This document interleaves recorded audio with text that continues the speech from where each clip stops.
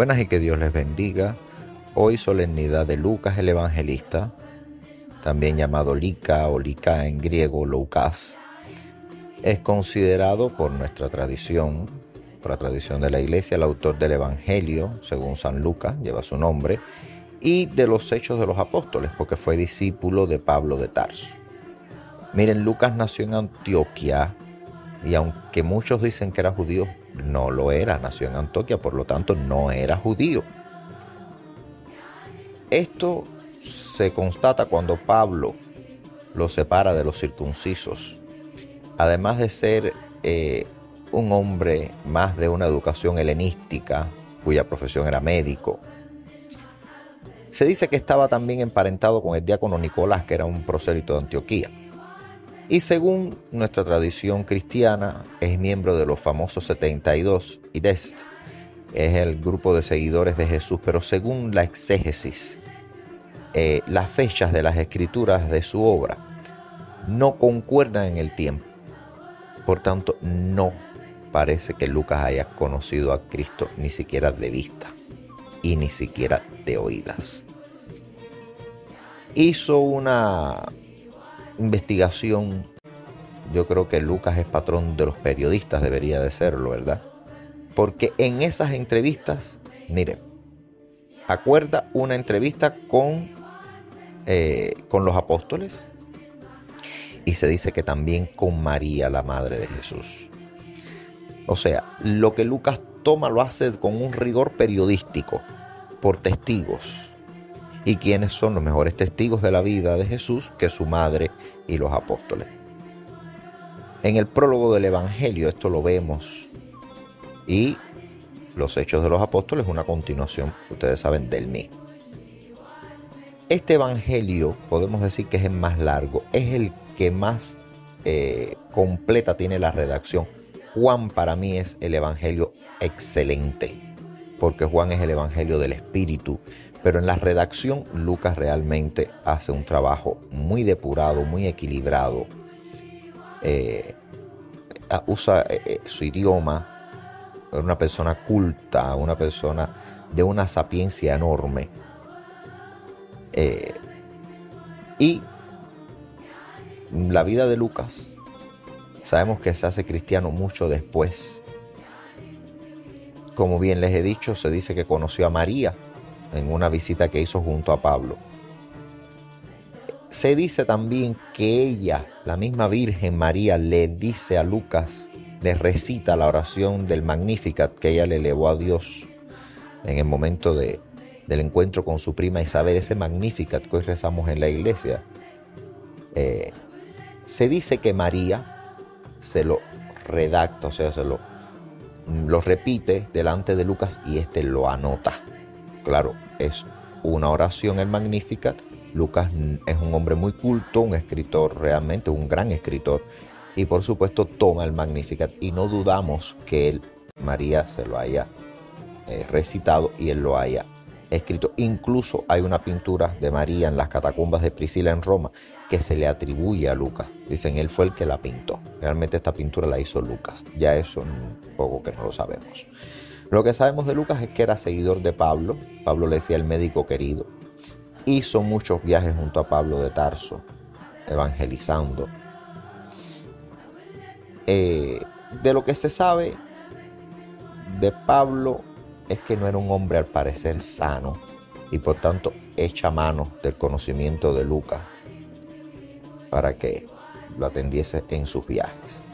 Ahora, la tradición indica que Lucas dice que lo entierren en la imagen de la Virgen María, de Nuestra Señora, que él mismo había confeccionado, de ahí también el semblante helenístico de las figuras de la Virgen María, y él dice que lo entierren al pie de esa imagen tallada de Nuestra Señora que él mismo había confeccionado.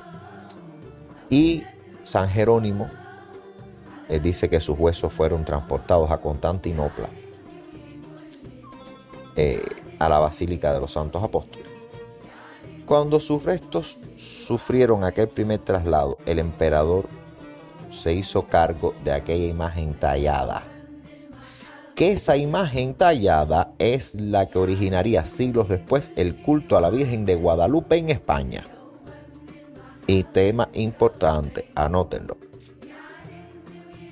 Lucas dice: entiérrenme junto a la talla que yo he hecho de la Virgen María, de nuestra Madre.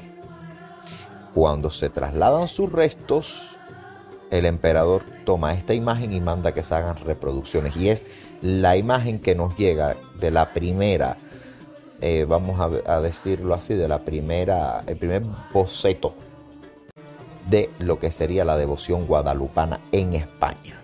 Recuerden que la Virgen de Guadalupe viene de España. En México tiene más popularidad, pero realmente su origen es hispánico. Ya en tiempo de las cruzadas, las reliquias de San Lucas llegan a Padua. Se conservan en la iglesia de Santa Justina. El cráneo se traslada en 1354 de Padua a Praga, a la catedral de San Vito, porque Carlos IV así lo decide. Y las principales localidades que se atribuyen la posesión de las reliquias, recuerden que ya hablamos de las reliquias, ¿verdad? Hace poco lo que pasaba con las reliquias, bueno, pues se atribuye en muchos lugares tener sus restos. Unos dicen que está en Constantinopla, otros dicen que Padua y otros que en Venecia. Ahora, la traslación de las reliquias de Lucas a Constantinopla en el siglo IV cuenta con suficientes documentos que lo avalan. Por su parte, la de Padua es mencionada en el martirologio romano, no así en otros documentos seglares. Y la Basílica de Santa Justina en Padua conserva un arca que se llama el Arca de San Lucas, que custodiaría su cuerpo menos la cabeza, que recuerden que se llevó a Praga. ¿Qué es el autor de ese evangelio que lleva su nombre? Pues realmente yo creo que es el evangelio más veraz. Primero, porque es improbable que se lo hubiera inventado todo. Y si la iglesia primitiva hubiera querido poner el nombre del autor de la obra que hoy le adjudicamos, es poco probable que se dirigiera a Lucas, porque este no fue un testigo ocular de los hechos que él narra, no es un apóstol de Jesús, no es nada que tenga que ver con Jesús. Entonces esto hace que su autoría sea verídica. O sea, no tenía por qué ponerse a escribir de Jesús. Lo segundo, porque cuenta con testimonios unánimes de la iglesia primitiva, como es el ejemplo de San Ireneo, que dice que Mateo publicó su propio evangelio entre los hebreos en su propia lengua cuando Pedro y Pablo estaban predicando en el evangelio en Roma, etc. Y la tercera es porque no existen competidores para la autoría de dicha obra. Estas razones acreditan entonces la autoría de dicha obra a San Lucas, el médico amado, y debemos tomar en cuenta que el consenso de los eruditos, tanto liberales como conservadores, es que Lucas es muy preciso como historiador. Por eso les decía, es un hombre de la prensa, podríamos decir como patrono de la prensa, de los escritores.